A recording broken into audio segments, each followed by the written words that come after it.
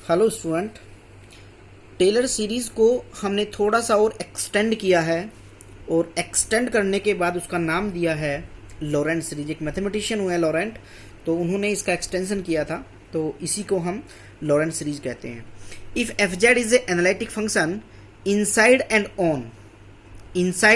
And on the boundary of the ring shaped region R. एक region है R जो bounded है किसी भी रिंग शेप से, bounded by concentric circles C1 and C2 of radii R1 and R2। R1 और R2 दो circle की रेडियस हैं, एक सर्किल C1 है, एक सर्किल C2 है, दोनों का एक कॉमन सेंटर है। जो सर्किल C1 है उसकी रेडियस को R1 कहा है, जो सर्किल C2 है उसकी रेडियस को R2 कहा है। R1 बड़ा है, R2 छोटा है, और जो रीजन R है वो C2 से बड़ा है लेकिन C1 से छोटा है।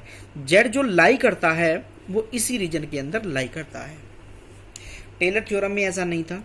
टेलर थ्योरम में केवल एक सर्किल के अंदर रीजन लाई करता था, पूरे सर्किल के अंदर, लेकिन यहाँ पर दो सर्किल के बीच का रीजन हम ले रहे हैं। जब दो सर्किलों से रीजन बाउंडेड हो जाता है तब हम लॉरेंट सीरीज का यूज करते हैं। तब हमने उस थ्योरम को कहा कि एफ जेड बराबर, और वो इस फॉर्म में हमने शॉर्ट में लिखी है, ये आप पढ़ भी चुके हैं, नोट्स में हमने दिया है आपको, तो ये सब आप पढ़ चुके हैं ऑलरेडी। यहाँ पे जो ए एन होता है वो ये होता है, बी एन होता है तो ये होता है। स्टूडेंट, इसमें जो ध्यान देने वाली बात है वो ये है कि अगर ये पार्ट इसमें नहीं है तो ये इतना पार्ट टेलर थ्योरम ही है। मतलब जब भी जेड अपोन में चलेगा, अपोन में पावर लेकर के चलेगा, जब भी जेड नीचे की तरफ आ जाएगा तो वो पार्ट लॉरेंट का पार्ट कहलाता है। अर्थात इसका मतलब ये हुआ कि लॉरेंट वो है जब जेड की पावर नीचे चलेंगी, अपोन में चलेंगी, या जेड की पावर नेगेटिव में ऊपर चलेंगी। अगर ये पार्ट इसमें नहीं है तो वो टेलर थ्योरम है, और ये पार्ट आते ही वो लॉरेंट सीरीज हो जाती है। इसीलिए इस इतने पार्ट को जो जेड को नीचे लेकर के चलता है लॉरेंट सीरीज का प्रिंसिपल पार्ट कहलाता है। कंसीडर ए बराबर 0, जैसे पहले भी हमने पिछली वीडियो में डिस्कस किया। ए बराबर 0, सर्किल जो सेंटर है वो 0 पर है।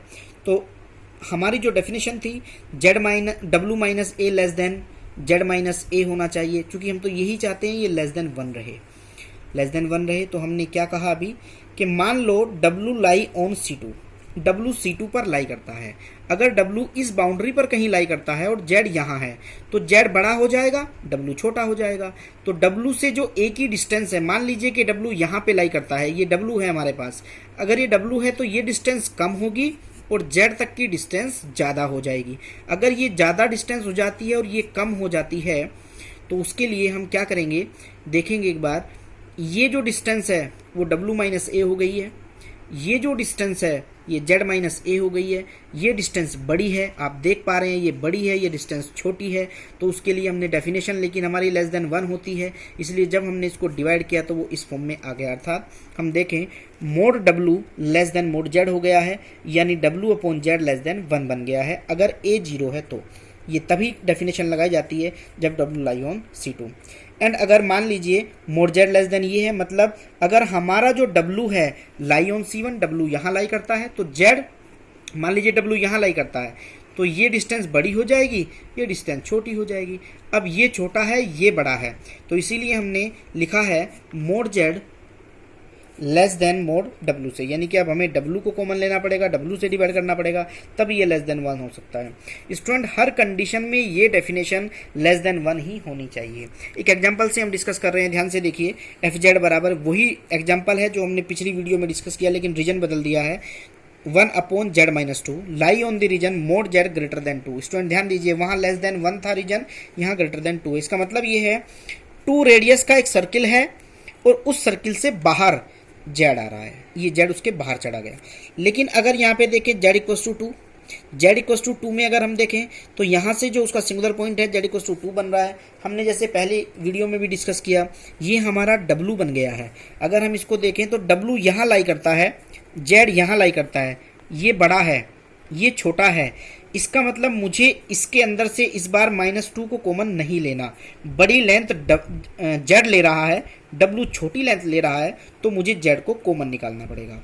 Z को कॉमन निकाला, कॉमन निकालने के बाद कुछ इस तरीके से बनाया, उसको बाइनोमियल से एक्सपेंड किया और समीशन की फॉर्म में लिख दिया।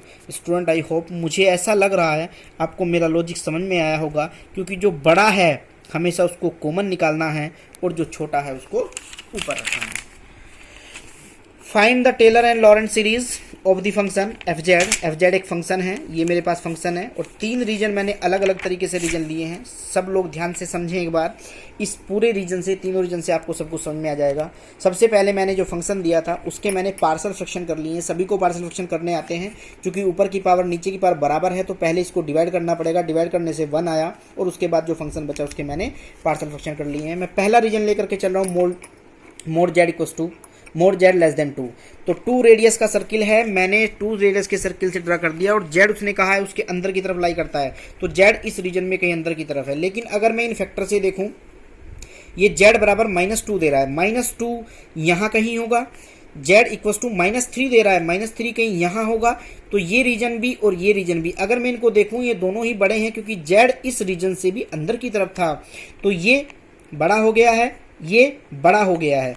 इसीलिए जब चूंकि ये बड़ा है, W बड़े आ रहे हैं, तो मैंने दोनों में से ही W, मतलब इसमें ये W का काम करेगा 2 को कॉमन निकाला, इसमें ये W का काम करेगा 3 को कॉमन निकाला और बाइनोमियल एक्सपेंशन कर दिया। अगर हम अगले रीजन में देखें, जो मोड जेड है वो 2 से बड़ा है लेकिन 3 से छोटा है, हमने उसके पार्शियल फ्रैक्शन करके कुछ इस तरीके से बना रखा है। 2 सर्किल मैंने बना लिए, एक जेड इक्वस टू 3, क्योंकि 3 से छोटा है तो जेड इसके अंदर की लाई करता है, बट इससे बड़ा है तो जेड इस पूरे रीजन में लाई करता है। तो जेड में अगर हम देखेंगे इसके लिए, तो हमारे जो फैक्टर हैं जेड इक्वस टू -2 कहीं यहाँ पे लाई करेगा और -3 कहीं यहाँ पे लाई करेगा। तो चूंकि इससे मुझे ऊपर लेना है और इससे नीचे लेना है, तो इसीलिए मैंने क्या किया, इस फैक्टर से मैंने जेड को कॉमन निकाला, लेकिन इस फैक्टर से मैंने 3 कॉमन निकाला, क्योंकि अंदर रखना है और हम 3 तक जा रहे हैं। तो इससे जेड कॉमन आएगा, इससे 3 कॉमन आएगा।